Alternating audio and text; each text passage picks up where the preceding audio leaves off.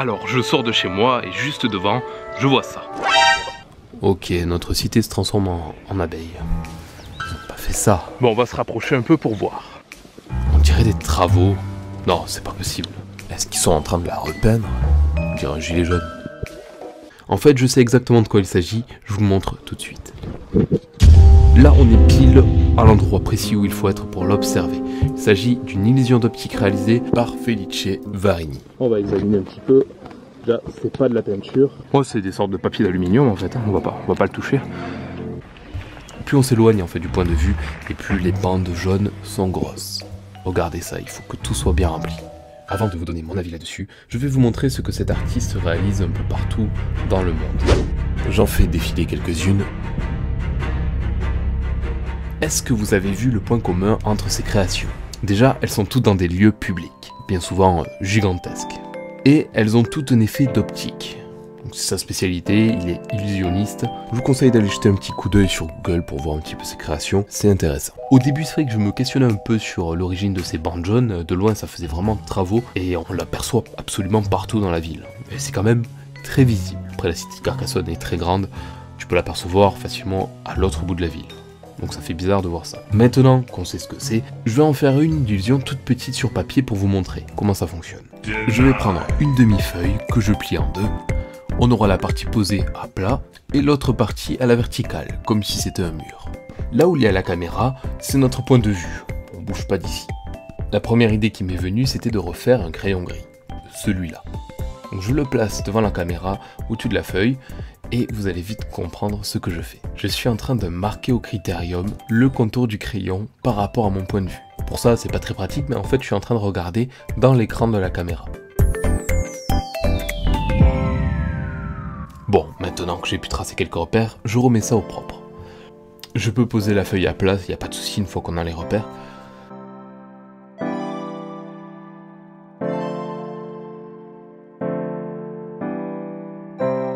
Déjà là, on a une première idée. Là, je m'occupe de l'ombre de la même manière. Quelques coups de critérium. Et on a une ombre qui se forme. Bon, je l'arrangerai à mesure. Ensuite, je vais colorier mon crayon pour le rendre un peu plus réaliste, avec des feutres à alcool.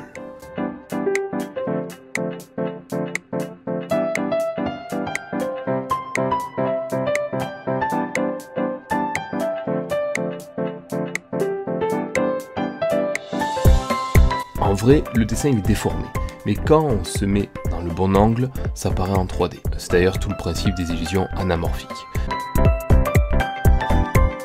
Pour la réalisation de Felice, il a utilisé une technique assez similaire en projetant justement des grandes ombres en forme de cercle sur les remparts. Et puis des artisans sont venus marquer les contours, parfois suspendus dans les hauteurs, voilà, avec un petit crayon. Et après, il a fallu remplir avec une sorte de papier à aluminium qui sont chauffés. Alors comme j'habite à Carcassonne, je sais un peu ce qui se dit là-dessus. Comme c'est carrément moche. Plus laid tu meurs. 260 000 €. Si ça c'est de l'art, moi je suis Mozart. Chocolatine. Ça gâche le paysage. Ça pique les yeux. C'est vrai que de loin c'est curieux, ça fait pas naturel. Il y a même une pétition qui vise à le faire enlever. Mais je vais quand même vous dire ce que je pense. Notre cité, je l'adore, c'est un patrimoine incroyable qui est en excellent état et je me lasse pas de m'y balader, même encore aujourd'hui. Alors forcément de voir ces bandes géantes toutes fluorescentes collées dessus, pour le coup ça m'a un peu étouffé. Surtout que ça a un coût.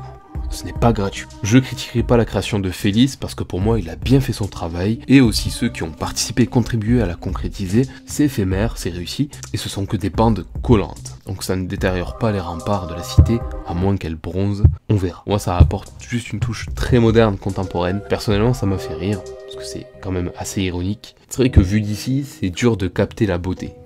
Mais je trouve ça cool, ça tuera personne, vous n'allez pas prendre feu si vous regardez vers la cité, c'est la modernité, c'est la tolérance. Donc oui, ils ont osé le faire sur un monument qui a presque 1000 ans, et alors? Demain j'irai faire un selfie devant, et je serai pas plus triste en rentrant chez moi. Je sais qu'on retient beaucoup plus facilement les critiques négatives, donc j'essaie aussi de peser le pour. Je pense que c'est bien de laisser toujours un peu de place à l'innovation, à la créativité.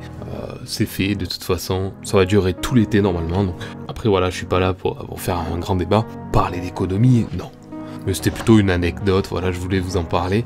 Et puis en même temps, ça m'a permis de vous montrer une technique de dessin anamorphique. Même si personnellement, ça m'aurait fait mal de le faire sur la cité, je l'aurais fait ailleurs. Par contre, j'aurais bien fait les petites bandes sur le petit pan du mur à droite. Je trouve que ça manque.